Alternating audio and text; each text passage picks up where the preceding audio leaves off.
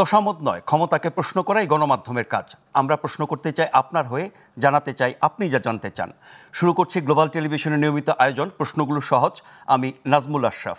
এই অনুষ্ঠানে আমরা চলমান নানা ঘটনার তথ্য ও বক্তব্য তুলে ধরি। অতিথিদের কাছে জানতে চাই সেসব তথ্য বক্তব্যের প্রতিক্রিয়া ও বিশ্লেষণ।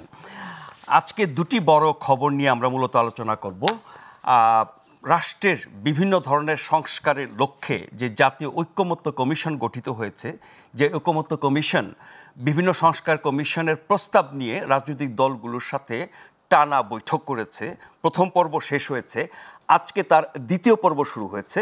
প্রধান উপদেষ্টা এবং ঐকমত্য কমিশনের প্রধান ডক্টর মোহাম্মদ ইউনূস আজ দ্বিতীয় পর্বের উদ্বোধন করেছেন। সেখানে তিনি বলেছেন, প্রথম ধাপের সংস্কার আলোচনায় রাজনৈতিক দলগুলোর অংশগ্রহণ তার ধারণাকে ভুল প্রমাণ করেছে।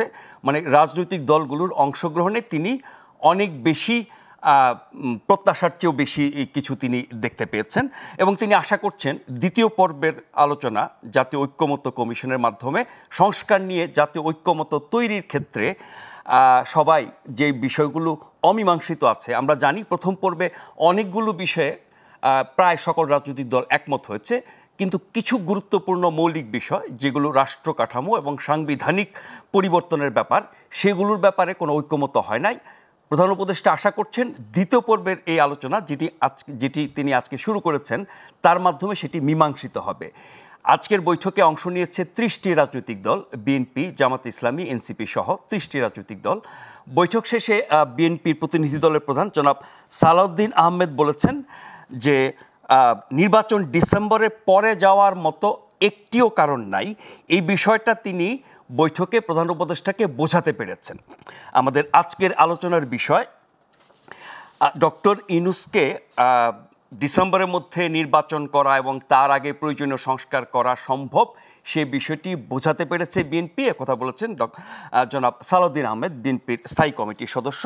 আর দ্বিতীয় আলোচনার বিষয় হচ্ছে, আজকে বাজেট ঘোষণা করেছেন অর্থ উপদেষ্টা। 2025-26 অর্থ বছরের জন্য 9,90,000 কোটি টাকার বাজেট প্রস্তাব দিয়েছেন অর্থ উপদেষ্টা জনাব সালেউদ্দিন আহমেদ। এই বাজেটে কোন কোন জিনিসের দাম কমবে, কোন কোন জিনিসের দাম বাড়বে সেগুলো যেমন আছে, আর এই বাজেটে অন্তর্বর্তী সরকারের যেটি অগ্রাধিকার দিয়েছে সেটি হচ্ছে শিক্ষা এবং স্বাস্থ্য খাত। জুলাই যোদ্ধাদের পাশাপাশি সরকারি চাকরিজীবীদের জন্য বিশেষ বরাদ্দের প্রস্তাব করা হয়েছে এই বাজেটে। আর সাধারণ করমুক্ত সময়সীমা এটি আগের মতোই আছে। বাজেট বক্তৃতায় অর্থ উপদেষ্টা বলেছেন যে এবারের বাজেটের লক্ষ্য হচ্ছে টেকসই ব্যবস্থা গড়ে তোলা, সেই জন্যই সংস্কারকে প্রাধান্য দেওয়া হয়েছে। এই দুটি বিষয় নিয়ে আমাদের আজকের আলোচনা। আজকের অতিথি হিসেবে আছেন বিএনপি চেয়ারপারসনের উপদেষ্টা জনাব হাবিবুর রহমান হাবিব। হাবিব ভাই, আপনাকে স্বাগত জানাচ্ছি। ধন্যবাদ। আমাদের আরও একজন আলোচক, গণমাধ্যম বিশেষজ্ঞ ও রাজনীতি বিশ্লেষক ডাক্তার আব্দুল নূর তুষার কিছুক্ষণের মধ্যে আমাদের সাথে যোগ দেবেন। হাবিব ভাই, আপনাকে দিয়ে আলোচনাটি শুরু করতে চাই। আমি জনাব সালাউদ্দিন আহমেদের ওই বক্তব্য নিয়েই যদি বলি, প্রধান উপদেষ্টাকে যদি বিএনপি বোঝাতে পেরে থাকে ডিসেম্বরের পরে নির্বাচন হওয়ার কোনো কারণ নাই, একটি কারণও নাই, এবং যেসব প্রয়োজনীয় সংস্কার করা দরকার সেগুলো ডিসেম্বরের মধ্যে করা সম্ভব, সেটি যদি তিনি সরকারকে বা ডক্টর ইউনূসকে বোঝাতে পেরে থাকেন, তাহলে তো ডিসেম্বরের মধ্যে আপনাদের দাবি অনুযায়ী নির্বাচন হওয়ার কথা। একই সাথে জুড়ে দেই, ডক্টর ইউনূস বলেছেন যে এই দ্বিতীয় পর্বের আলোচনা যেগুলো অমীমাংসিত আছে সেগুলো মীমাংসিত হয়ে যাবে, মীমাংসিত হয়ে গেলে ঐক্যমত্য হবে, ঐক্যমত্য হলে পরে ডিসেম্বর নির্বাচনের কোনো সমস্যা নাই। তার মানে আজকের আলোচনা থেকে কি আমরা এমনটা আশা করতে পারি যে ডিসেম্বরের মধ্যে নির্বাচন হতে যাচ্ছে? আপনাকে ধন্যবাদ। আপনার মাধ্যমে গ্লোবাল টেলিভিশনের সম্মানিত দর্শক শ্রোতাদেরকে আমার সশ্রদ্ধ সালাম। আমি খুব পরিষ্কার করেই বলতে চাই, সালাউদ্দিন সাহেব আমাদের স্থায়ী কমিটির সদস্য। উনি প্রেস ব্রিফিংয়ে বলেছেন, সেহেতু উনি যখন কথা বলেছেন তখন মোটামুটি সায় পেয়েছেন বলেই হয়তো বলেছেন। আর নির্বাচন ডিসেম্বরের মধ্যেই হতে পারে, হওয়ার ক্ষেত্রে কোনো সমস্যা নেই। আর সংস্কারের ক্ষেত্রে কিছু কিছু ঐক্যমত্য যেগুলি বাদ আছে সামনে থেকে হয়ে যেতে পারে, সবগুলো হলেও হতে পারে, না হলেও যদি মনে করি ঠিক আছে একটা বাদ থাকতে হতে পারে, সব যে একবার হবে তা তো না, যাতে আশা করা যায়। আর সংস্কার এর ভিতরে সম্ভব এই কারণে আমরা তো দেখেছি যে ওই 1991 সালে নির্বাচন 3 মাস আগে অন্তত, মানে তত্ত্বাবধায়ক সরকার 3 মাস, ওইটা তো তত্ত্বাবধায়ক সরকার ছিল না, ওইটা একটা নির্বাচনকালীন সরকার ছিল শাহাবুদ্দিন সাহেবের নেতৃত্বে যেটা। তো তাদের কিছু কিছু সংস্কার তারা ওর ভিতরে করে দিচ্ছিল। তো এখানে ডিসেম্বরের পরে নির্বাচন হওয়ার কোনো দরকার আছে বলে আমিও মনে করি, আমি তার সাথে একমত। কিন্তু এখানে দু একজন অতিরিক্ত কথাবার্তা বলতেছে যে এই নির্বাচন নিয়ে, মানে যার একথা বলার কথা না এরকম কিছু লোক, মানে সরকারের কেউ, হ্যাঁ সরকার চিফ প্রসিকিউটর তো সরকারেরই কেউ, সে বলছে যে জুলাইয়ের সমস্ত না হওয়া পর্যন্ত, সনদ বাস্তবায়ন না হওয়া পর্যন্ত, বা এই ধরনের কথাবার্তা, এগুলো লাগানো কথা। তা আমি মনে করি লাগানো কথা না বলে দেশটাকে একটা শান্তির দিকে নিয়ে যায়, একটা গণতান্ত্রিক পথে ফিরিয়ে নিয়ে আসে আজকে জরুরি হয়ে দাঁড়িয়েছে। আজকে আমরা যখন লোগো দেখছেন, এটা হলো আপনার ওই পল্লী বিদ্যুৎ সমিতির বিভিন্ন পর্যায়ে যারা আছে, মাঠ কর্মী আছে, তারা আজকে 13 দিন যাবত শহীদ মিনারে কিন্তু জনগণের দুর্ভোগ না বাড়িয়ে 13 দিন যাবত বৃষ্টির ভিতরে, রোদের ভিতরে তারা কিন্তু অবস্থান করে আছে। এবং তারা আর একটা কাজ করছে ধন্যবাদ পাওয়ার যোগ্য, তারা যে এখানে ঢাকাতে কয়েক হাজার এসেছে, আছে দীর্ঘদিন, তাতে করে কিন্তু ওই পল্লী বিদ্যুৎ সমিতির যে সমস্ত লোকজন যাদের কাজ, যে কাজগুলো, সেগুলো কিন্তু বন্ধ নাই, ঠিকই বিদ্যুৎ মানে জনদুর্ভোগ না ঘটিয়ে তারা কোনো জায়গায়, এখানে ঢাকাতে ঘটালো না, স্বাভাবিক জনদুর্ভোগ হতো, তা সেখান থেকে উঠাতে এবার তার উপরে নির্যাতন করতে হতো। তাদের প্রাণের দাবি, প্রাণের দাবির জন্য জীবন দিতেও তাদের তো দ্বিধাবোধ করতো না, তা কিন্তু তারা না করে শহীদ মিনারে তারা আজকে 13 দিন যাবত তারা, এটা নিয়ে তো আমরা কোনো সরকারের উদ্বেগ কিছু দেখছি। আমি ওইটাই বলছি যে শাহবাগে যেতে হবে, এদেরকে রক্ত দিতে হবে। এবং এখন যদি ধরেন পল্লী বিদ্যুতে তারা তো করতে পারতো যে ঠিক আছে আমরা এখানে অবস্থান নিয়েছি, ওইদিকে আমরা বিদ্যুৎ বন্ধ করে দিলাম, আমরা সহায়তা করলাম না, তাও কিন্তু তারা করে না। মানে দায়িত্বশীল আন্দোলনের কোনো দাম নাই, তাই দেখতেছি এটা পুরা দায়িত্বশীল আন্দোলন করতেছে এরা। এতে কোনো মনে একটা জিজ্ঞাসা করতে যাচ্ছে না কি রে, এটা হাজার হাজার লোক এখানে দিন রাত, এখানে এরা বৃষ্টিতে ভিজতেছে, রোদে পড়তেছে, জিজ্ঞাসা করে দেখে তো একটু সংহতি প্রকাশ করা না, একটু বলে আসতে পারে যে আমরা আসছি এখানে, কোনো ইয়ে নেই। এবং বিদ্যুৎ খাতটা কিন্তু অত্যন্ত সংবেদনশীল একটা খাত, কিন্তু একদিন বন্ধ থাকলে সারা বাংলাদেশ পাগল হয়ে যাবে। তো এরা তো জীবনের উপর দিয়ে যখন উঠে যাবে, তখন যদি একদিন ওরা পাগলামি করে, তাহলে বাংলাদেশ সব মানুষ পাগল হবে না? তো সরকারকে পাগলামি না করলে তো দাবি আদায় হয় না, পাগলামি না করে দাবি আদায় হয় না, সেটাই আমি আজকে বলে আসলাম। ওরা কি শাহবাগে যাবে? এখন কথা হলো যে এরা তো অত কিছু এরা তো চায় না। আজকে বিদ্যুৎ খাতে সবচেয়ে বেশি লুটপাট হয়েছে, কারা করেছে? সরকার নিজে লুটপাট করিয়েছে, ইন্ডেমনিটি দিয়েছে। বিদ্যুৎ কারো কারোর কাছ থেকে 13 টাকা, কারোর কাছে 19 টাকা, কারোর কাছে 22 টাকা করে কিনছে, যা ইচ্ছে তাই করে গেছে। আর এই পল্লী বিদ্যুৎ সমিতিরও উপরে যারা উপপ্রধান, চেয়ারম্যান বা যারা আরও যারা আছে, দুর্নীতি করে তারা করে। ওরা কী দুর্নীতি করে? ওই নিচের লেভেলে হয়তো মিটার রিডার যারা, তারা হয়তো একটা এদিক ওদিক একটা করে, কিন্তু ওইটা করলে তাদের তো, এটা আমি চাই না ওটা করুক, হয়তো তারা সংসারটা ঠিকমতো চলার জন্য করে। কিন্তু বড় যারা, তাদের পুকুর চুরি, সমুদ্র চুরি করে। তাই আমি মনে করি এটা আমার কাছে মনে হচ্ছে বড় ধরনের সমস্যা। এই যাবৎ 13 দিন যাবৎ এক নাগারে আমি কোথাও দেখি না যে আন্দোলনকারীরা এইভাবে শান্তিপূর্ণ অবস্থান করে নিজেরা কষ্ট করে এর ভিতরে। মানে সরকার ও নির্বিকার, আমরা কিন্তু আলোচনা গণমাধ্যমে বা সামাজিক মাধ্যমে তেমন দেখতেছি না। ওখানে আমি আগে গেছিলাম, আমি তো তারপরে আর যাওয়া লাগবে না, আজকে আবার যেতে হলো। দেখে তার খারাপই তো লাগে, এতদিন ধরে তারা ওখানে রোদে পড়তে, বৃষ্টিতে ভিজতেছে। তো যাক, আমাদের আলোচনা প্রসঙ্গ আসলেন, আর দুটো আন্দোলনের কথা বলি। দক্ষিণের আন্দোলন, জনাব ইশরাক হোসেনের নগর ভবন এখনো কিন্তু অচল আছে, সচিবালয়ের আন্দোলন কিন্তু চলছে, আপনার কি বলে এনবিআরে চলছে, এগুলো কোনোটাই তো সুরাহা হচ্ছে না, করতেছে না তো সুরাহা। সরকার কি মনে করতেছে অন্ধ চোখ বন্ধ করে তাহলে কি পলে বন্ধ হবে? আজকে দক্ষিণে ইশরাকের শপথ না নিতে দেওয়াটা কত বড় অন্যায়, মহান না, এটা মহান না, এটা তাদের ভুগতে হবে সরকারকে, খেসারত দিতে হবে। এটা তো ঠিক না। যেখানে গেজেটভুক্ত হয়েছে, নির্বাচন কমিশন গেজেটভুক্ত করেছে এবং কোর্ট শপথ গ্রহণের জন্য বলেছে, তারপর গায়ের জোরে ঠেকে রেখেছে। এবং একজন উপদেষ্টা আছেন স্থানীয় সরকার মন্ত্রী, 10টা পয়েন্ট হাজির করেছেন। 10টা কেন, 10,000 পয়েন্ট হাজির করালেও শেষ পর্যন্ত ইশরাককে শপথ গ্রহণ করতে দিতেই হবে, না করে কোনো উপায় নাই। এই যে দরদ্র আছে, এনবিআর কি দরকার ছিল এই সময়? কী দরকার? আপনি এত কাজ কিসের আপনার? এনবিআর এই সময় একটা সৃষ্টি করা, একটা বিপর্যয় সৃষ্টি করা, সচিবালয় যে জিনিসটা করছে, যে কোনো একটা জিনিস করতে হবে, রয়ে শোয়ে সদ্য দেখে শুনে করতে হবে আমাকে।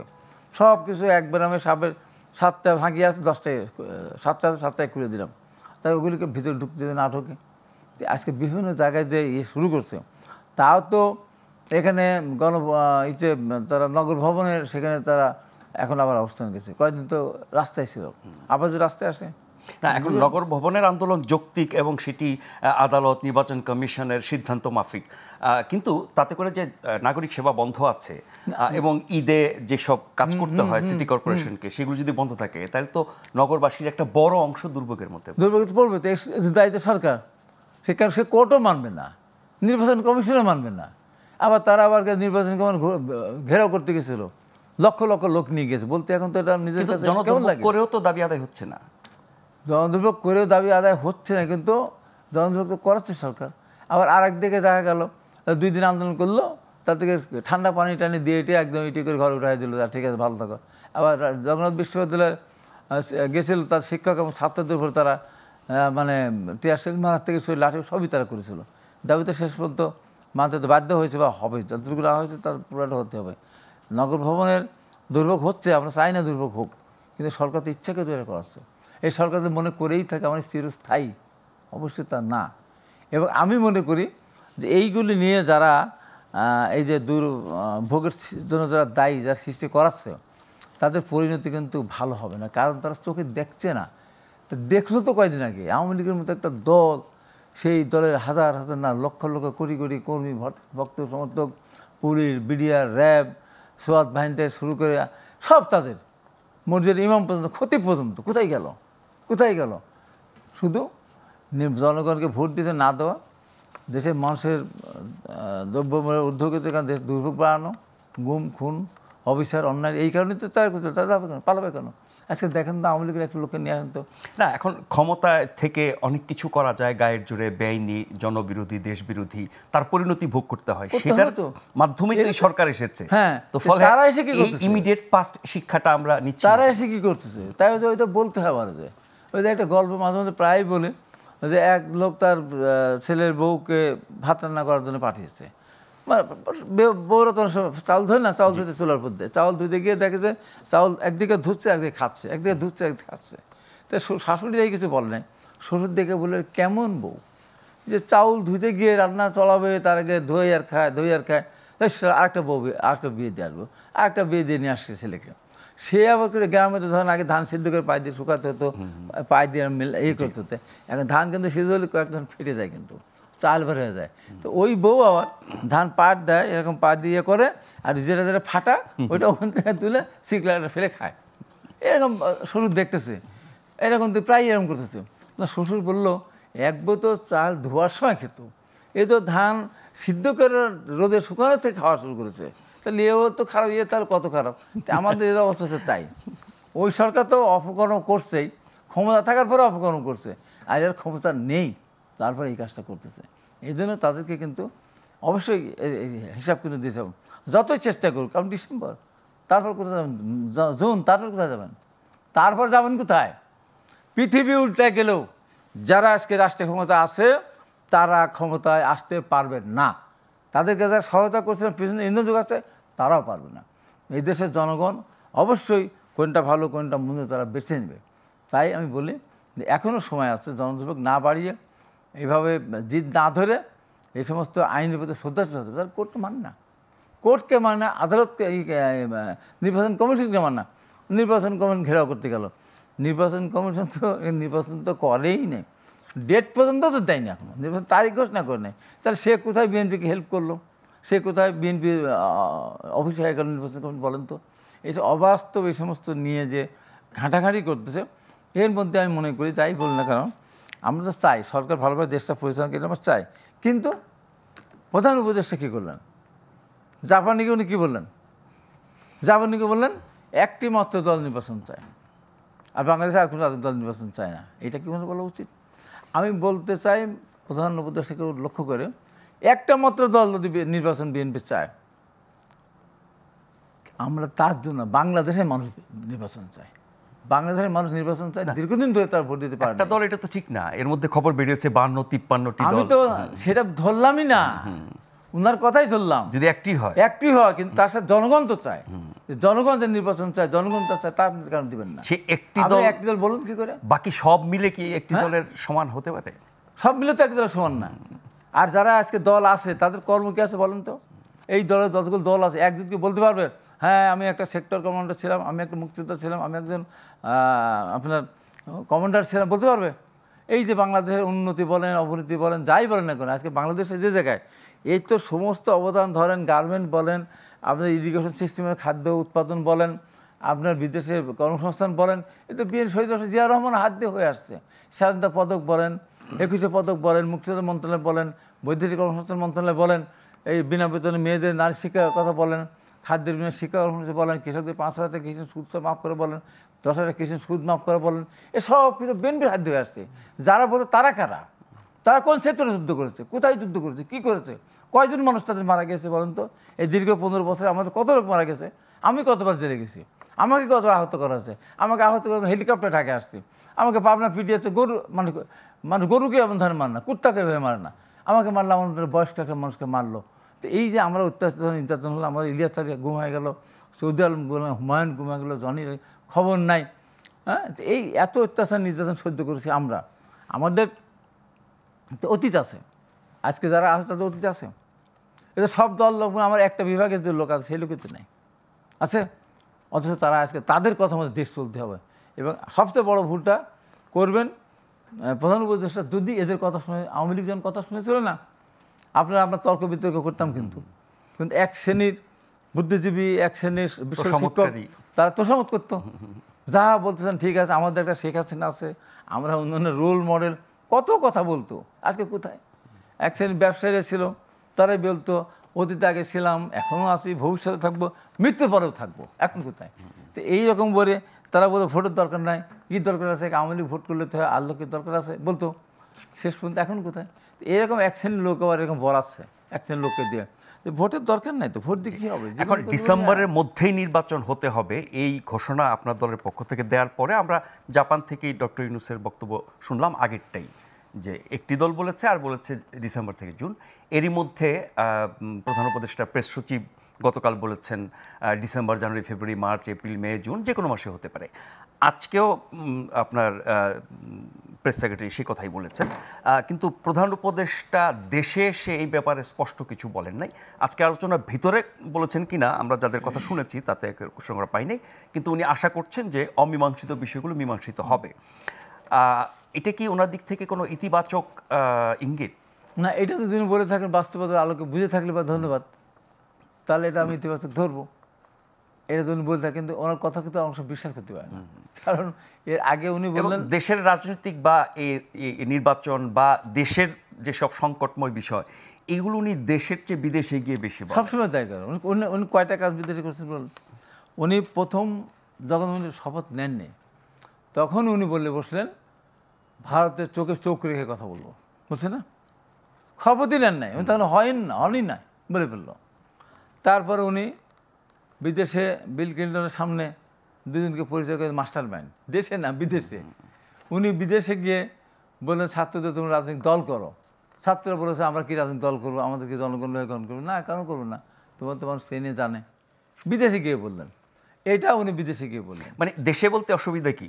দেশে বলতে অসুবিধা তো সবাই সমর্থন করে, কারণ এখন আমি সত্য করার কথাটাই বলি, উনি বিদেশের জন্য অনেক কিছু হয়তো করেছেন, কিন্তু বাংলাদেশের জন্য একটা করে ধরে যদি আপনি বলেন ওনার এই বাংলাদেশে কী করেছেন উনি, এই যে বৃষ্টি, ঘূর্ণিঝড় হয়েছে, জলশ্বাস হয়েছে, করোনা গিয়েছে, বলেন তো ওই ফাউন্ডেশন থেকে বা গ্রামীণ ঈদ থেকে বা গ্রামীণ ব্যাংক থেকে বা কোনো কিছু থেকে এই সমস্ত দৈত্য গোষ্ঠী বা মানে যারা অসহায় তাদের পাশে কোনোদিন দাঁড়িয়েছে আমরা দেখেছি?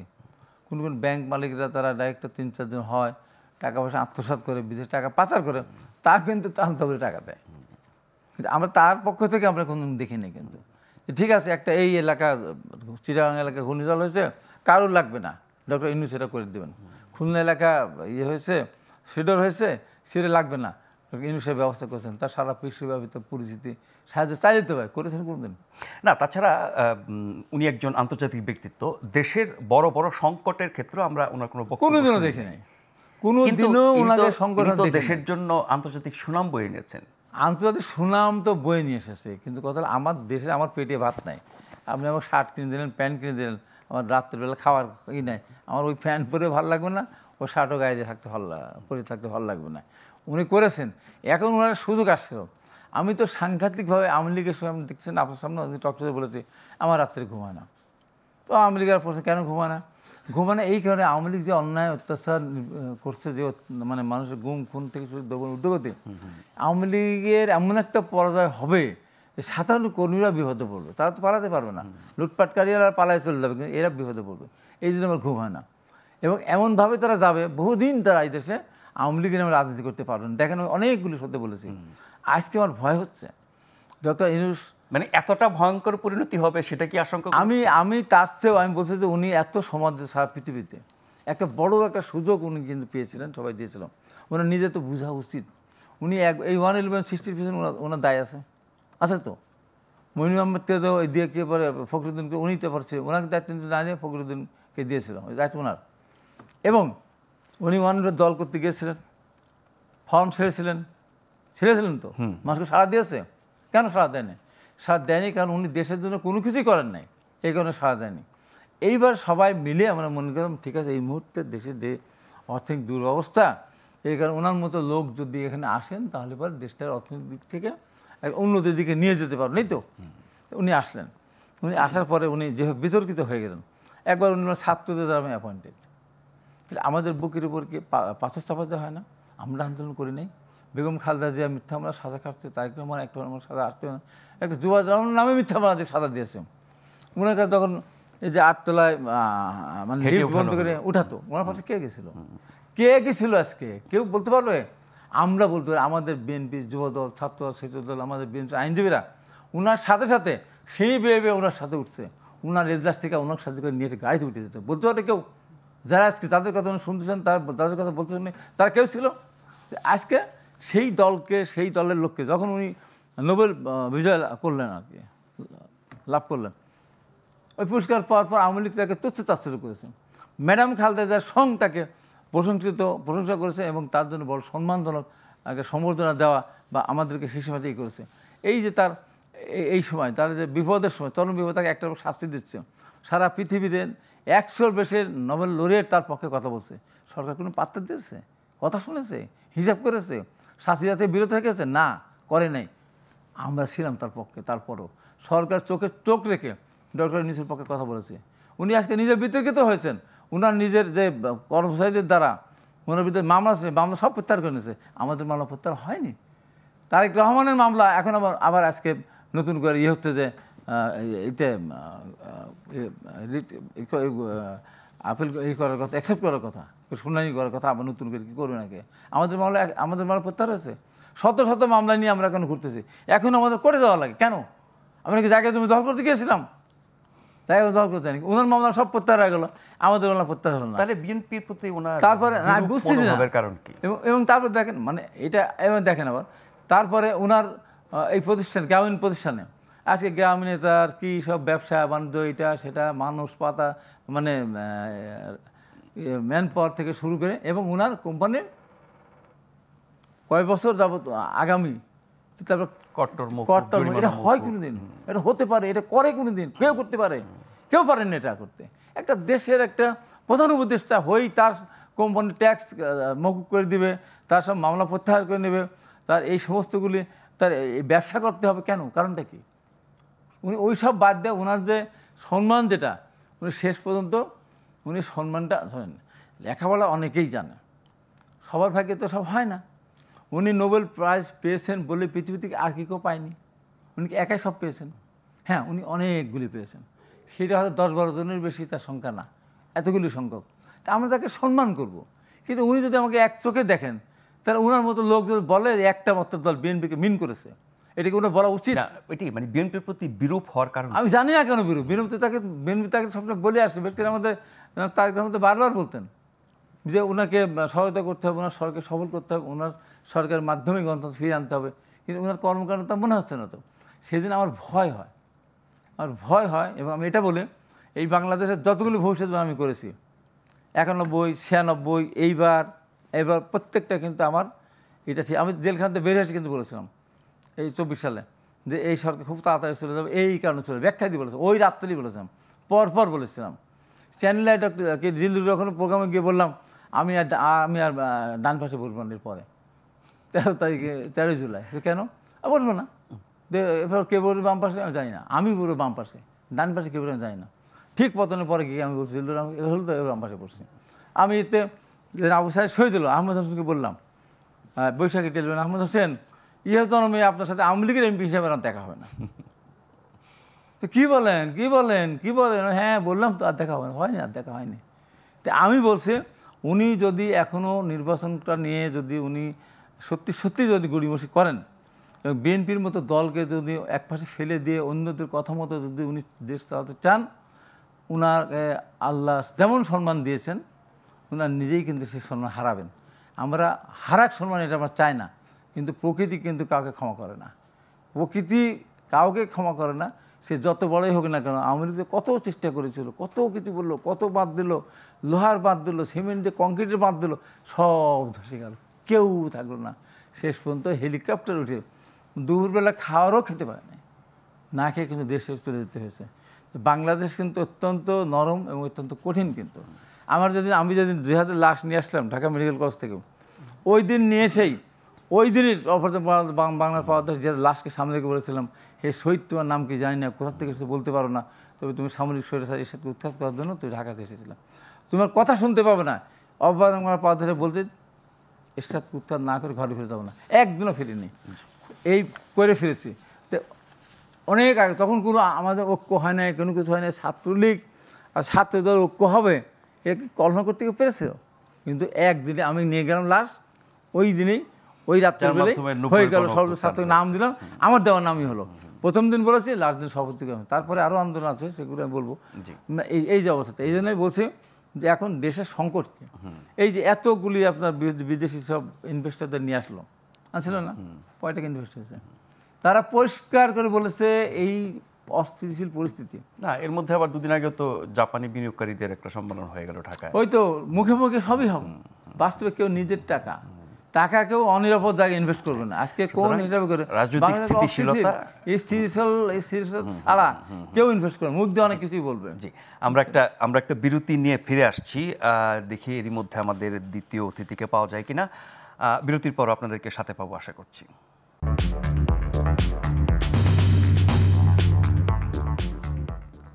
ধন্যবাদ আমাদের সঙ্গে থাকবার জন্য। আজকে আমরা আলোচনা করছি জাতীয় ঐকমত্য কমিশনের দ্বিতীয় পর্বের আলোচনা। আজকে সূচনা করেছেন প্রধান উপদেষ্টা ডক্টর মোহাম্মদ ইউনূস। যেসব সংস্কার প্রস্তাব নিয়ে এরই মধ্যে একমত হয়েছে রাজনৈতিক দলগুলো, দ্বিতীয় দফায় যেগুলো নিয়ে একমত হতে পারেনি, মতানৈক্য রয়েছে, সেটা চেষ্টা করা হবে। প্রধান উপদেষ্টা আশা করছেন যে এই অমীমাংসিত যে বিষয়গুলো সেগুলোর মীমাংসা হয়ে যাবে। আমাদের সাথে স্টুডিওতে আছেন বিএনপি চেয়ারপারসনের উপদেষ্টা জনাব হাবিবুর রহমান হাবিব। আরেকজন উপদেষ্টা এখনও পৌঁছাতে পারেন না, এই রাস্তাঘাটের অবস্থা খুব খারাপ। হাবিব, আপনার সাথে আলোচনাটাই চালিয়ে যাই। যেমন ধরেন, দ্বিতীয় পর্বে লক্ষ্য হচ্ছে যেই প্রস্তাবগুলোর ব্যাপারে একমত হওয়া যায় নাই, আমরা জানি সেই প্রস্তাবগুলোকে আপনাকে একটু মনে করে দিই। যেমন বিচার বিভাগের বিকেন্দ্রীকরণের কাঠামো কেমন হবে, তত্ত্বাবধায়ক সরকারের প্রধান উপদেষ্টা নিয়োগ কিভাবে হবে, তত্ত্বাবধায়ক সরকারের মেয়াদ কি হবে, জাতীয় সাংবিধানিক কাউন্সিল বা এনসিসি গঠন নিয়ে এবং এনসিসির মাধ্যমে আপনার সাংবিধানিক পদগুলোতে নিয়োগ দেওয়ার বিষয় আছে। একজন কতবার প্রধানমন্ত্রী হতে পারবেন পরপর বা বাদ দিয়ে সেটি, রাষ্ট্রপতি নির্বাচনের প্রক্রিয়া এবং সংবিধান সংশোধনের প্রক্রিয়া, এগুলো প্রত্যেকটাই সংবিধান সংশোধনের সাথে জড়িত, একেবারে মৌলিক সংশোধন। এগুলোর ব্যাপারে এই 3 মাসের আলোচনা যেহেতু একমত হওয়া যায় নাই, আরও 3 মাস 6 মাস দিলে কি সেটা একমত হওয়ার কোনো সম্ভাবনা আছে? তাহলে অবস্থানগত পরিবর্তন করতে হবে। বিএনপি সবচেয়ে বড় রাজনৈতিক দল, এই প্রক্রিয়ার সবচেয়ে বড় স্টেক হোল্ডার, তাদের অবস্থান বদলের সম্ভাবনা কতখানি যদি একমত হতে হয়? এখানে 3 মাসও দরকার পড়ে না, 6 মাসও দরকার না, যেটা হবে সেটা 7 বছরে হবে না। এক্স্যাক্টলি। আজকে 10 মাসে ধরেন অনেকগুলি সংস্কার কিন্তু এখনো হয়নি, যে 2-1টা হয়েছে সেটাকে আমরা ডাস্টবিনে ফেলে দিচ্ছি। যেমন ধরেন আপনি স্থানীয় সরকার নির্বাচন, স্থানীয় সরকার কমিশন যেটা করেছিল আর কি, সেটা ডক্টর তোফায়েল আহমেদ যেটা করলেন, উনি এসে হঠাৎ অদ্ভুত এক নিয়ে আসলেন, সরকারি বেসরকারি চাকরিজীবীরা উপর কাউন্সিলর এবং ওয়ার্ড মেম্বার ইলেকশন করতে পারবেন এবং তাদের মাধ্যমে তাদের ভোটে নির্বাচিত হবে মেয়র এবং চেয়ারম্যান, যেটা আইয়ুব খান সেই মৌলিক গণতন্ত্র ফিরে গেছে। তো এখন 10 মাস ধরে যদি এটা নিয়ে আসে, ওইটাকে আমরা মানবো নাকি? এটা মানবো না। আবার ধরেন এই যে নারী বিষয়ক যেটা করলো আর কি, এটা নিয়ে তো ব্যাপক ধরনের একটা ক্ষোভ বিক্ষোভ ইসলামিক দলগুলির ওরা করলেন। তো এখন কতগুলো জিনিস আছে যেগুলি সরকার এখন এগুলি হাত না দেওয়া উচিত, যেগুলি দরকার নেই। এখন আপনি ধরেন সংবিধান সংশোধনের যে ব্যাপারটা, এখন এখানে দুইটা ব্যাপার আছে। একটা ব্যাপার যেমন বলি যে এক শ্রেণীর আছে যে সংবাদ ছুঁড়ে ফেলে দিলেন, ৭২ সংবাদ জাস্ট ছুঁড়ে ফেলে দিলেন, এটা তো কোনোভাবেই আমরা মানব না। তারপরে আপনার আমাদের যেমন কতগুলো জিনিস, যেমন বিএনপি যে ২১ দফা ছিল, এই ২১ দফা ৩১ দফা তো এটা দাবি না, মানে এটা আমরা ক্ষমতা গেলে বাস্তবায়ন করি, এগুলো ৩-৪টা মোটা থাকে বলে এর ভিতরে কিন্তু এগুলি আছে। যেমন পরপর 2 বার বেশি কেউ প্রধানমন্ত্রী হতে পারবেন না, এরকম আমাদের ৩১ দফার মধ্যে কিন্তু আছে, ওরা তো মেনেই নিয়েছে। এখন এর সাথে আপনারা যোগ করতে পারেন আর কোনোদিনও হতে পারবেন না, এইটা ব্যাপারে কথা আসতে পারে। গ্যাপ দিয়ে আবার হওয়া, হ্যাঁ, গ্যাপ দিয়ে হওয়া যাবে, অন্য দেশের নিয়ম আছে, তো হতে পারে এটা। তো এটা নিয়ে খুব বেশি জটিলতা দেখানোর কোনো জায়গা আছে? জাতীয় সাংগঠনিক কাউন্সিলের মাধ্যমে রাষ্ট্রের সব নিয়োগ না, জাতীয় সাংগঠনিক কাউন্সিল না। এখন ধরেন একটা নির্বাচিত সরকার যখন আসবে, সেই সরকারের তো কিছু কাজ থাকবে, তো সেই সরকার যারা আসবে তারা যদি দলীয়করণ না করেন, আগে যেমন বিসিএস পরীক্ষা যখন হতো, তারা কিন্তু তার বাপ কৃষক না, তার বাপ রিক্সা চালান না, তার বাপ অফিসার, এটা দেখতো না, কিন্তু দেখতো তার মেধা সে রিটার্নে পাস করেছে, ভাইবা দিকে সাক্ষী তখন দিকে দেয়। এখন দেখা হয় তার বাপ, সে নিজে বিগত সময় দেখা হচ্ছে নিজে ছাত্রলীগ করে কিনা, তার বাপ আওয়ামী লীগ করে কিনা, তার দাদা আওয়ামী লীগ করতো কিনা, বা তার দাদা বেড়ে থাকে সে আওয়ামী লীগ স্বপ্ন দেখতো কিনা, তাহলেই তাকে আমাদের ফাইনালি তাকে সিলেকশন দেওয়া হতো।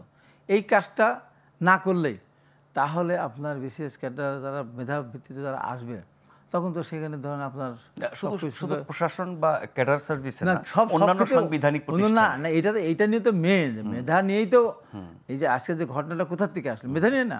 স্লোগান কি ছিল? কোটা না মেধা, মেধা মেধা, সেটা নিতে এই জায়গা শুধু না, এই মেধা তো সব জায়গাতেই, বিসিএসের ক্ষেত্রে শুধু না, তো সেখানে রিটেন পরীক্ষা আছে না, পুলিশ যে সিপাহী নিয়োগ করতেছে, সেখানে আগে বডি ফিটনেস দেখতেছে, তারপরে রিটেন পরীক্ষা নিচ্ছে, তারপরে ভাইবা নিচ্ছে, এটা তো মেধার ব্যাপার আছে আর কি।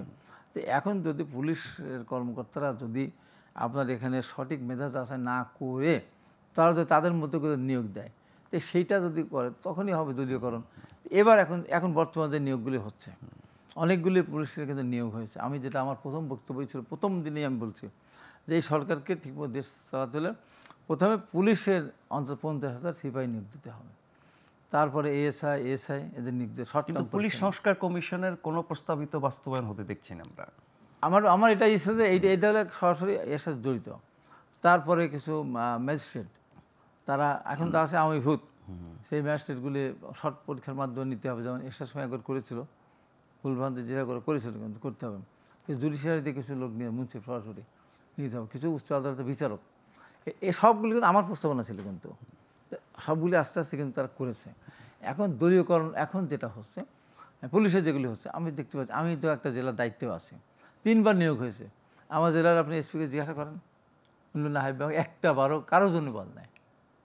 আমার ওখানে জেলা প্রশাসকের বেশ কিছু নিয়োগ হয়েছে, জেলা প্রশাসক জিজ্ঞাসা করেন, ওই না হাইবে আলাপই করেন, কোনোদিন আলাপ করি না। আমি যাদের মেধা আছে, যাদের যোগ্যতা আছে, তারা যেন কেন হয়, তাহলে ওরা হবে দেশের সম্পদ। আর যখন আমার দলীয়করণের মধ্য দিয়ে যখন আমি নিয়ে যাবো, তখন দেশের সম্পদ আমাদের বোঝা হয়ে যাবে। হ্যাঁ, আমাদের ছেলেরা দীর্ঘদিন 17.5 বছর ধরেন আপনার কোনো বিসিএস পরীক্ষা দিয়ে ভালো জায়গায় যেতে পারে না, আমেরিকার মধ্যে আরও পারে না, কিন্তু আমাদের ছাত্রদল করে সেই কারণে। এখন আমরা যদি ওই জায়গা থেকে সরিয়ে আসতে পারি, তাহলে পরে দলীয়ভাবে যারা ক্ষমতা যাবে তারা এটা করতে পারে। তারপরে ধরেন যেটা আগে ছিল 72 সাল থেকে যেটা ছিল, সংসদের উপরে নিয়ে আসতেছিল বিচারপতির নিয়োগ অপসারণ, শহীদ রাষ্ট্রপতি জিয়া রহমান তাকে সামরিক সরকার বলে কত কিছুই বলেন, কিন্তু উনি কিন্তু প্রথমে সুপ্রিম জুডিশিয়াল কাউন্সিল তৈরি করেছেন। জুডিশিয়াল কাউন্সিল তৈরি করার মধ্যে দিয়ে উনি বিচারপতি নিয়োগ অপসারণের ব্যবস্থা করেন। আওয়ামী লীগ এসে সেটা আবার সংসদের কাছে নিয়ে গেল, কিন্তু বিএনপি এই 31 দফার মধ্যে কিন্তু আছে, সুপ্রিম জুডিশিয়াল কাউন্সিলের মাধ্যমে বিচারক নিয়োগ হবে, অপসারণ হবে, তাহলে শাসন ক্ষেত্রে তার কোনো বাধা তখন থাকবে না। তারপরে আপনার হলে যে রাষ্ট্রপতির সাথে প্রধানমন্ত্রীর ক্ষমতার যে ভারসাম্য আনয়নের ব্যাপারে, সেটা আমাদের 31 দফার মধ্যে আছে, রাষ্ট্রপতির সঙ্গে প্রধানমন্ত্রীর ক্ষমতা ভারসাম্য আনতে হবে। রাষ্ট্রপতি তো মিলাদপুরের মুরাদ করে তা না, তারও কিছুটা ক্ষমতা থাকতে হবে এখানে। তো এই যে কত মোটা থাকে, তারপর ওর ভিতরে ধরেন আপনারা আছেন সামাজিকভাবে দেশটাকে এগিয়ে নেওয়ার জন্য, অর্থনৈতিক এগিয়ে নিয়ে যাওয়ার জন্য, যেমন ধরেন আপনার বেকারদের ব্যাপারে কথা বলা আছে আমাদের, তারপরে আমাদের কৃষকদের ব্যাপারে বলা আছে, তাদের একটা এই ধরনের এই যে সংস্কার যেটা কমিশনগুলো হয়েছে আপনি বলেন তো, সবচেয়ে আগের দরকার ছিল শিক্ষা কমিশন, করেছে না? দুর্নীতির আগে না। কৃষি করেছে, করেনি। এই যে সবচেয়ে বড় শিক্ষা ব্যবস্থা বিশ্বাস করেন ধ্বংস হয়ে গেছে। আমি 2টি কলেজের আমি গভর্নিং বডির আমি হলো সভাপতি। আপনি চিন্তা করতে পারেন না যে কী অবস্থা।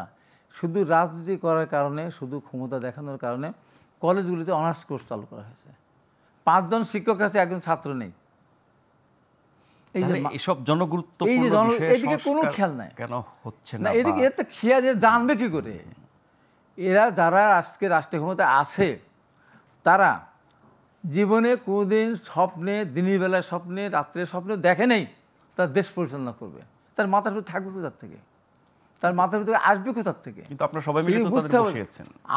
আমরা রাজনীতি করি বলেই কিন্তু সব জায়গায় আমাদের দিতে হয়, সব জায়গায় আমাদের যেতে হয়। দেখতেছি, আপনি দেখেছেন, আপনার সাথে করোনার সময় টকশো করেছি। আমি একমাত্র ব্যক্তি বাংলাদেশে যে আমি বলেছি আমি স্টুডিওর বাইরে আমি প্রোগ্রাম করব না। আমি এই যে নিউজ 24-এ, তারপরে 21 টেলিভিশনে, অনেকটাতে ওরা যত স্টুডিওতে নেয় না, আমি করি নাই। আমাকে তারপরে একবার যখন বললো ATN নিউজ, আমি বললাম আমার স্টুডিও থেকে আমি করবো, স্টুডিও আমি করবো না, করোনা ধরলে আমাকে ধরবে, আমি যাব। এই যে জিদ ধরে ধরে আমি এগুলো করেছি। তখন এই যে করোনার ধরনের যে আপনার একটা অক্সিজেন সিলিন্ডার কয় টাকা দাম কেউ হিসাব করছে? সামান্য দাম 10-12 হাজার, 15,000, 20,000 টাকা নিয়ে গেছে। একটা অক্সিজেন প্ল্যান্ট করতে কয় টাকা লাগে? আমি বলেছি একমাত্র অক্সিজেন প্ল্যান্ট তৈরি করলে যার কাঁচামাল বিদেশ থেকে কিনতে হবে না, আমার দেশে বাতাস থেকে আমি অক্সিজেন তৈরি করবো। এই প্ল্যান্টের অক্সিজেন কত লোক মারা গেছে বলুন তো? তো সরকার যদি সেইভাবে হতো তাহলে অক্সিজেন প্ল্যান্ট বসাতে তো এমন কিছু ব্যবহার ছিল না। আর্টিফিশিয়াল মেশিন কী লাগতো, তাও কিট। আপনি যে কিটের দাম আমি বলেছিলাম আমি 2 টাকার মধ্যে নিয়ে দেবো, যেখানে দাম 2200, 2300, 3100, কোনো লিমিট ছিল না। মাস্ক কয় টাকা দাম? 5 টাকা রাস্তায় পারে, সেই মাস্কের দাম 1200-1500 টাকা করে। এই যে চুরি যেটা হয়েছে করোনাকালীন সময়ের মধ্যেও যেটা চুরিটা হয়েছে, তো এখন যারা আছেন তারা তো এই চিন্তাগুলো করে না। আমাদের মানে ভালো হোক খারাপের মধ্যে, ভালোর মধ্যে ভালো আছে, খারাপ আছে, খারাপের মধ্যে ভালো আছে। যেমন কৃষি ব্যবস্থা, কৃষকদের যদি আপনি উন্নতি করতেন, কৃষি করে আপনি দিবেন, ওই যে আপনার ধান কাটার মেশিন দেবেন, ধান মাড়াই করার মেশিন দেবেন, ধান লাগানোর মেশিন দেবেন, ওটা কারা কেনে? ওরা কেনে এক শ্রেণীর লোক আছে গ্রামে, তাদের টাকা আছে, ওইটা কিনে কৃষকদের কাছে ওটা ভাড়া বেশি করে নেয়। ধান কাটে ভাড়া নেয়, ধান লাগায় ভাড়া নেয়। এই যে অবস্থাটা, কৃষকেরা উন্নতি করে, কৃষকের কাছে যে কৃষকের দৌড়গড়া দিতে কী দিতে হবে? কৃষকের সারের দাম কমাতে হবে। কৃষকের যে প্রোটেকশনের জন্য যে আপনার বিদ্যুৎ চালিত যে ইরিগেশন হয়, সেখানে তাদের বিলটা অর্ধেক করতে হবে। যারা আবার সেচ দেয় আপনার দিয়ে ডিজেল দিয়ে, আপনি এমনি ট্রাক্টরে বাসের ডিজেল যদি আপনার 80 টাকা করে বিক্রি করেন, তাহলে ওদের দিতে হবে সাশ্রয়ী মূল্যে দিতে হবে, যে হ্যাঁ তুমি কৃষিকাজে তুমি ব্যবহার করো। তাহলে কৃষকের কাছে যাবে। কীটনাশক, ভেজাল কীটনাশকে ভরে গেছে, সেই জিনিসটাতে খেয়াল করতে হবে। তাহলে পর তার ওই চিন্তা। আমি লিচু এলাকার মানুষ, বিশ্বাস করেন বাগানকে বাগান, হাজার হাজার গাছে কোনো লিচু নেই, মাইলের পর মাইল কোন লিচুর মুকুলই আসে না। 2-1টা গাছে এসেছিল, তা বই দিয়ে আবহাওয়ার কারণে অনেক ক্ষতিগ্রস্ত হয়ে গেছে। এদের কথা কি একবার সরকার চিন্তা করে? এই লিচু চাষিদের আগামীর জন্য কোনো প্রণোদনা না দেয়, বা আগামী এখন ওদের ক্ষতিকর না দেয়, আগামীতে পানি দিতে পারবে না, সার দিতে পারবে না, আগামী তাদের প্রোডাকশন বন্ধ হয়ে যাবে। এখন সব কিছু প্রাকৃতিকভাবে হয়। তারপরে কিন্তু এখন আধুনিক যে পদ্ধতি আসছে, সেই পদ্ধতি স্প্রে করলে ফুল আসে, স্প্রে করলে আমের মুকুল আসে, স্প্রে করলে আমের মুকুল টিকে যায়, পানি দিলে মুকুলগুলো থেকে যায়। তো এই জিনিসগুলো কোথাও টাকা লাগে। এখন এবার যে কোনো কারণেই হোক, আবহাওয়ার কারণে হোক বা অন্য কোনো কারণে হোক, হাজার হাজার কৃষক এবার পথে, যারা 20 লাখ 30 লাখ টাকা করে বাগান বিক্রি করে। আপনারা যারা রাজনীতি করেন, মাঠ পর্যায়ে মানুষের সাথে আপনারা সম্পৃক্ত, ফলে সব শ্রেণীর মানুষের সমস্যাগুলো আপনারা জানেন। রাজনৈতিক সরকার ক্ষমতায় থাকলে আপনাদের মাধ্যমে সেগুলো সরকারের শীর্ষ পর্যায়ে জানা হয় এবং ব্যবস্থা নেওয়া হয়। তো এটি থেকে অরাজনৈতিক সরকার, তাদের তো সেই ব্যবস্থা নাই সারা দেশ থেকে। তো সেই জন্য বলছি একটা নির্বাচন হওয়া দরকার। যে আমি আমাদের কথা বলি, তারেক রহমান যখন ক্ষমতা ছিল, উনি জেলায় জেলায় আপনার ইউনিয়ন প্রতিনিধি সভা করছে না, এক ইউনিয়ন থেকে উঠে নিয়ে আসছে জেলায়, নিয়ে এসে যে এলাকায় যেখানে গিয়েছেন, যে আমার এলাকায় যখন জিজ্ঞাসা করেছেন যে আপনার এলাকাতে লিচু হয়, এই সমস্যাটা কী করলে লিচু বেশি হবে? আমার এলাকায় সবজি হয়, আমার এলাকায় পেঁপে বাদশা নামে একজন আছে, এটা নাম করে অনেকবার সে পুরস্কার পেয়েছেন। উনি সেই পেঁপে বাদশার সেই মামনি খামারে চলে গেছেন, বিরাট বিরাট ওল গাছ তার নিজ জন্য ঘুরেছেন। ওখানে কলা বা অন্যান্য বড়ই বিভিন্ন জাতের যেটি আছে, উনি জিজ্ঞাসা করতেন যে আপনার এলাকায় কি ফসল হয় বা আপনার এলাকার নাম করা জিনিস কোনটা, কোনটা আপনার এলাকার ঐতিহ্য, জিজ্ঞাসা করতে করে তো সেটা উৎপাদন করতে হলে বা সেটি ব্যবস্থা করতে কী লাগে, করতে হবে, কী দিত, উনি আমাদের সারা বাংলাদেশে ঘুরেছেন, সারা বাংলাদেশে জিজ্ঞাসা করেছেন। তাই আমরা বলি, যেমন আমি ওনার সাথে একবার এর থেকে আসতে গিয়ে সৈয়দপুর থেকে রংপুর থেকে গাড়িতে আসতে গিয়ে ওনাকে আলোচনা হলো, যেহেতু আমার বাড়ি উত্তরবঙ্গে, ওনার বাড়ি উত্তরবঙ্গে, তো উনি শহীদ রাষ্ট্রপতি জিয়া রহমানের কথা আসবে সেখানে। শহীদ রাষ্ট্রপতি জিয়া রহমান পূর্ব পাকিস্তান পশ্চিম পাকিস্তানে যে ব্যাপক বৈষম্য ছিল সেইটা দূর করার জন্য আবার জন্য একটা আন্দোলন না হয়, এইবার যমুনার আমরা এবারে যাবো না, তো এরকম আন্দোলন না হয়, সেই কারণে উনি বললেন যে ঠিক আছে, তো সারা বাংলাদেশে কিছু সমতার দিকে নিয়ে আসতে চায়, সেই জন্য উত্তরবঙ্গে উনি শিল্প কলকারখানা করার জন্য কিছুটা ছাড় দিলেন। ইন্টারেস্ট আর কমাতে পারে না, হয়তো আপনি গ্রেস পিরিয়ড 3 বছর কাছে 5 বছর 7 বছর দিয়ে করার চেষ্টা করলেন। সেখানে আমরা কি দেখলাম, এই পারে লোকজন গিয়ে ওই পারে তারা কেনা শুরু করলো। তা আমি ওইটা ওনাকে বললাম, তা আমাকে তার সমাধানকে আমি এই এলাকার মানুষটাকে হতে হবে, বাসিন্দা তার বগুড়ার লোক বগুড়া করবে, রংপুর লোক রংপুর করবে, ওখান থেকে করবে না এরকম। তারপরে যে কৃষকদের সমস্যার সমাধানের জন্য দিন সবজি 1 কেজি সবজি আসতে এই ব্রিজের কারণে, ওখানে আবার একটা আছে মাপের ওজনের ব্যাপার আছে, যে কারণে এখানে দাম পড়ে যায় বেশি। তারপরে কতগুলি জিনিস, যেমন আম সবজি কিছু জিনিস আছে, সেগুলি আপনার যখন এই টোলটা কম করতে হবে, কারণ টোল তখন 1200-1400 টাকা, পরিবহন খরচ কম হলে তখন ওর এটা বাঁচবে। তারপর এইদিকে যখন আপনার অবকাঠামো নির্মাণে যখন আপনার সিমেন্ট আসে, আপনার রড আসে, এই টোলের কারণে কিন্তু এই এলাকা কিন্তু পিছিয়ে পড়ে যায়। এই জন্য সমতা সৃষ্টি করতে হবে। উনি যেহেতু ওইগুলি নিয়ে চিন্তা করেন, ইতিমধ্যে আমাদের সাথে যত আলাপ হয়েছে, মাঝে মাঝে আগে হয়েছে, ওনার কিন্তু মাথার কিন্তু সব পরিকল্পনা সাজানো আছে যে বিএনপি রাষ্ট্র কমাতে গেলে কৃষকদের জন্য এই, শ্রমিকদের জন্য এই, ছাত্রদের জন্য এই, বেকারদের জন্য এই, এবং তারপর উনি কিছু কথা সেদিন যে বক্তব্যটা দিলেন তারুণ্যের ভাবনা, এটা অনেকে হয়তো জানে না যে উনি এই যে আমাদের সব ডিভিশনগুলি হলো, আমি বগুড়াতে আমাদের ছেলেদেরকে অনেক ছেলেকে পাঠিয়েছিলাম, তার আগে প্রত্যেকটা এতে আগের দিনে সেমিনার হয়েছে, সেই সেমিনারে আমার ইয়াং যারা কলেজের শিক্ষক বা কৃষিবিদ ডাক্তার তাদেরকে পাঠিয়েছিলাম, ওখানে লেখাই ছিল তারুণ্যের ভাবনা, কৃষি নিয়ে, জলবায়ু নিয়ে এবং আইন শৃঙ্খলা নিয়ে। এই যে এইগুলি কিন্তু ওনার মাথা থেকে আসছে। সেখানে এই সেমিনারে যারা গিয়েছে, সেখানে রাজনীতি যারা করে সরাসরি তারা না, কিন্তু তাদের গিয়ে তাদের ভাবনা তুলে ধরেছেন। তাহলে আমার কৃষকদের এটা করার দরকার, আমার জলবায়ু এটা করার দরকার, এই ভাগ ওনার বক্তৃতা কিন্তু উনি ওইভাবেই বলেছেন যেভাবে করার দরকার। রাজনীতি আমাদের তো চিন্তাধারা আছে যে আমরা ক্ষমতায় গেলে কী করবো, এটা তার নাই, এবং নিশ্চয়ই নির্বাচনে সেগুলো আপনারা তুলে ধরবেন কর্মসূচি হিসেবে। আরেকটা ছোট্ট বিরতি নিয়ে ফিরে আসছি হাবিব ভাই। ডাক্তার আব্দুল নূর তুষারকে সম্ভবত আমরা আজকে এই অনুষ্ঠানে পাচ্ছি না। সবশেষ খবরে আমরা জেনেছি তিনি গুলশান 1 নম্বরে ভয়ঙ্কর যানজটে আটকে আছেন। আমরা এইবারে বিরতির পরও আবার হাবিবের সাথে বাদবাকি বিষয় নিয়ে কথা বলবো। আশা করছি তখনও আপনারা আমাদের সাথে থাকবেন।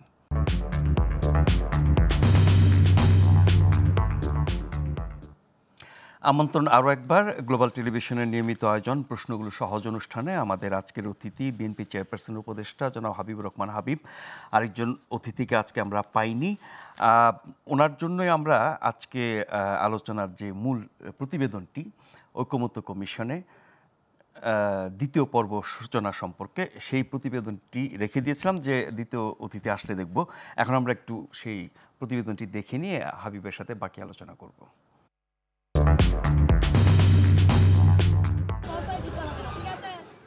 জাতীয় ঐক্যমত্য কমিশনের সঙ্গে প্রধান উপদেষ্টা ও রাজনৈতিক দলের বৈঠক।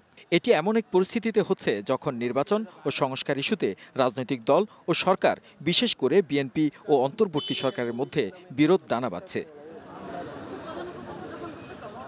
সোমবার বেলা ৩টার দিকে ফরেন সার্ভিসে যায় বিএনপি, জামায়াত ও ছাত্রদের দল জাতীয় নাগরিক পার্টি, এবং এরপরেই প্রবেশ করেন প্রধান উপদেষ্টা। বৈঠক শুরুর পর প্রধান উপদেষ্টা রাজনৈতিক দলগুলোর উদ্দেশ্যে সংক্ষিপ্ত ভাষণ দেন। বলেন তার ধারণা ছিল সংস্কার নিয়ে রাজনৈতিক দলগুলোর পাশ কাটিয়ে যাবে, খুব বেশি আগ্রহ পাবে না। কিন্তু প্রথম ধাপের সংস্কার আলোচনা সেই ধারণাকে ভুল প্রমাণিত করেছে বলে মন্তব্য করেন প্রধান উপদেষ্টা। প্রফেসর আলী রিয়াজ সাহেব যখনই আমার সঙ্গে বৈঠক করেন, আমি অত্যন্ত আনন্দিত হই যেভাবে আপনারা সহযোগিতা করেছেন, আনন্দ সহকারে পার্টিসিপেট করেছেন। এটা কেন জানি আমার মনে হয়েছিল যে এটা হয়তো সবার আগ্রহ হবে না, কবে পাশ কাটিয়ে যাবে বা ভেতরে ঢুকতে চাইবে না। আমি অত্যন্ত আশ্চর্য হয়েছি এবং অত্যন্ত আনন্দিত হয়েছি যে কত গভীরভাবে আপনারা এটাতে গিয়েছেন। বৈঠক শেষ করে গণমাধ্যমে কথা বলেন বিএনপির স্থায়ী কমিটির সদস্য সালাউদ্দিন আহমেদ। তিনি জানান, ডিসেম্বরের পর জাতীয় নির্বাচনের একটি কারণও নেই। বিষয়টি প্রধান উপদেষ্টাকে বোঝাতে সক্ষম হয়েছেন তার দল। এখন রোডম্যাপ ঘোষণা প্রধান উপদেষ্টার বিবেচনা বলেও জানান তিনি। 1 মাসের ভিতরে বাস্তবায়ন করা সম্ভব, সেটা আমরা বুঝিয়ে দিয়েছি। সুতরাং নির্বাচন ডিসেম্বরের পরে যাওয়ার মতো একটিও কারণ উল্লেখ করার মতো নেই। এই বিষয়টা আমরা বোঝাতে সক্ষম হয়েছি। আর এনসিপির আহ্বায়ক নাহিদ ইসলাম বলছেন, নির্বাচনের রোডম্যাপ ঘোষণার আগে দরকার জুলাই সনদের। যে জুলাই মাস আসতেছে, 1 বছর পূর্তি হবে আমাদের গণ অভ্যুত্থানের। 5ই আগস্টের আগেই এই জুলাই মাসের মধ্যেই যাতে জুলাই সনদটি কার্যকর করা হয়, সকলের স্বাক্ষর নিয়ে আমরা যাতে জুলাই সনদ করতে পারি, এবং জুলাই সনদ কার্যকর হওয়ার আগে নির্বাচনের তারিখ ঘোষণা করা ঠিক হবে না। জুলাই সনদ ঘোষণার আগেই যদি নির্বাচনের তারিখ ঘোষিত হয় তাহলে সংস্কার প্রক্রিয়া ব্যাহত হতে পারে। তবে জামায়াত নেতারা বলছেন, নির্বাচনের আলোচিত তারিখ নিয়ে তারা কঠোর অবস্থানে থাকতে চান না। তারা ডিসেম্বরের দিকে এপ্রিলের মাঝে যে কোনো সময় কথা জানান। আমাদের পক্ষ থেকে আমরা বলেছি, জুন এবং মে মাস আবহাওয়াগতভাবে নির্বাচন অনুষ্ঠানের জন্য উপযোগী নয়। তাহলে মে জুন বাদ দিলে ওনার যে কমিটমেন্ট আছে, কমিটমেন্টের যে টাইম লাইন, সেটা হচ্ছে ডিসেম্বর থেকে এপ্রিল। এর মাঝে একটি রোজা আছে, এবং আমরা বলেছি আমরা এর ভিতরেই আপনি একটা ডেট ঘোষণা করবেন। আমরা এ ব্যাপারে খুব রিজিড হতে চাই না। এদিকে অন্য রাজনৈতিক দলগুলো মনে করছে, দেশের বর্তমান পরিস্থিতিতে নির্বাচনের রোডম্যাপ ঘোষণা হলে মানুষ নির্বাচনমুখী হবে। এতে অনেক সংকট কাটিয়ে ওঠা সম্ভব বলেও জানান তারা। সর্বাগ্রে নির্বাচনের সুনির্দিষ্ট তারিখ ঘোষণা করতে হবে। সম্ভব হলে ডিসেম্বরের আগেই নির্বাচনের তারিখ ঘোষণা করা যায়। দ্বিতীয় হচ্ছে, উপদেষ্টা পরিষদকে তার নিরপেক্ষতা প্রমাণ করতে হবে। আওলাদ বাবলু, গ্লোবাল টেলিভিশন, ঢাকা। হাবিব ভাই, সময় হাতে খুব বেশি নাই, ছোট্ট দুটো বিষয় জানতে চাইব। এনসিপির আহ্বায়ক নাহিদ ইসলাম বলছিলেন যে জুলাই সনদ কার্যকর ঘোষণা না কেবল, জুলাই সনদের জন্য তো সবার একমত হতে হবে, সেটাতে সবাই একমত হওয়ার পর সেটি ঘোষণা করা হবে, তারপর সেটি কার্যকর আগে রোডম্যাপ ঘোষণা করা ঠিক হবে না। তার মানে ডিসেম্বরের সম্ভাব্য নির্বাচনের বিরোধিতা আমরা স্পষ্ট দেখতে পাচ্ছি। এখন সরকার কি করে? আর যেটি প্রধান উপদেষ্টা বলছিলেন যে প্রথম দফার আলোচনায় তিনি আশা করেন নাই যে দলগুলো এত আন্তরিক হবে, এত চেষ্টা করবে। আপনার দলের বিরুদ্ধে অভিযোগ ছিল যে বিএনপি সংস্কার চায় না। দেখা গেল ওই প্রক্রিয়ায় বিএনপি সবচেয়ে বেশি সময় দিয়ে অংশগ্রহণ করেছে, অনেক বিস্তারিত পুঙ্খানুপুঙ্খভাবে সব কিছু আলোচনা করেছে, তুলে ধরেছে। তাতে তিনি অবাক হয়েছেন। এরপরও বিএনপি নির্বাচিত হলে পরে সংস্কার করবে না, তাই আগে ভাগে করতে হবে, সেই আশঙ্কা কি আর থাকে? আচ্ছা, আমি যেটা প্রশ্ন যারা বলছেন, জি, তাদেরকে প্রশ্ন করতে চাই যে কত বছর সময় পেলে জনগণের সমর্থন আদায় করে আপনারা নির্বাচন করে ক্ষমতায় এসে জুলাই বিপ্লবের সমস্ত কিছু আপনারা এই কার্যকর করবেন? বলেন কত বছর? কোন দল? একটা দলের নাম বলেন, তারাই বলুক। যেটা আজকে শুনলাম যে জুলাই বিপ্লবের আগে এটা নির্বাচন নির্ধারণ, তাহলে বলুক আমরা কত বছর লাগবে, আমাদের এত বছর আমাদের সময় দেন, সরকারের সমস্ত আনুকূল্য নিয়ে, আমরা জনগণের ভালোবাসা নিয়ে নির্বাচন করি, আমরা ক্ষমতায় গিয়ে জুলাই বিপ্লবের সমস্ত প্রত্যাশা আমরা। যেসব সংস্কার সংবিধান সংক্রান্ত, সেগুলো আপনি এখন কিভাবে করবেন? এখন তো এটা করার প্রশ্নই ওঠে না, এখন তো সম্ভব না। না, ওই যে কথাবার্তা যেটা বলে, এবং যেখানে আব্দুল তাহের যেটা বললেন, উনি কিন্তু ভুলে গেছেন মাঝখানে এসএসসি পরীক্ষার কথা ভুলে গেছেন।